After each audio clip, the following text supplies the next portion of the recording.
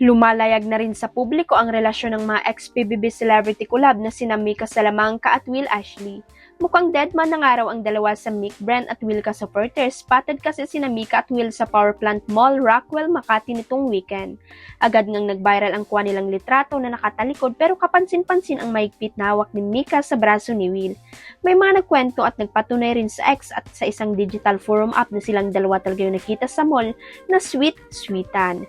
Chika ng isang tambay sa social media na feeling showbiz authority, ready na raw ang Mick Will na aminin sa publiko ang kanilang relasyon, kaya paraan daw ito sa pagso-soft lunch o baka nga raw hard lunch na nga raw itong madalas ng paglabas-labas na magkasama sa mga pampublikong lugar.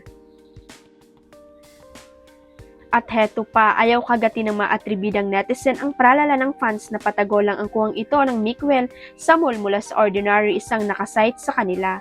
Feeling nga nila ay baka raw mga alalay o mga kasama rin ni Will at Mika ang kumuha ng picture at pinalalabas lang na galing ito sa ibang tao. Mukhang bet na nga raw ng dalawa ang umamin at gawin ng opisyal ang kanilang romansa. Why not? Pareho naman silang single, di ba? Kalat sa social media ang mga photo ni Daniel Padilla na kuha sa Malay-Balay, Bukidnon nitong Huwebes at Biyernes.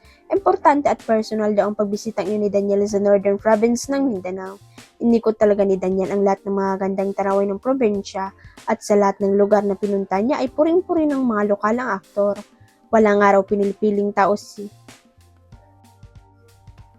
Wala raw pinipiling tao si Daniel na lalapitan at kakausapin, lahat halos ay may selfie sa kanya. Nag-courtesy call muna ang aktor sa government official bago umikat sa Malay-Balay. Spotted siya sa dinarayong horseback riding place na laid-back stables at gandang-ganda rin daw ang aktor sa view ng Lake Apo. Nakipag-banding din ang aktor sa mga guro at estudyante ng Bukidnon State University. Nakipag-tsikan at may immersion pa nga raw si Daniel sa barangay Patpat kung saan nakita niya personally ang mga lokal na nagpe-preserve at patuloy na nagpo-promote ng sinaunang tradisyon sa lugar na iyon. Ang paghahabi ng banig na tinatawag na gauno ni Ikam.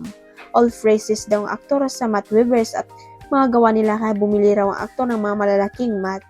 Pero ang mas nakatawag pansin sa fans at mga atribidang netizen ay ang latest tattoo ni Daniel sa katawan. Viral kasi ang topless picture ng aktor na kuha habang nagtatampisaw ito sa polls.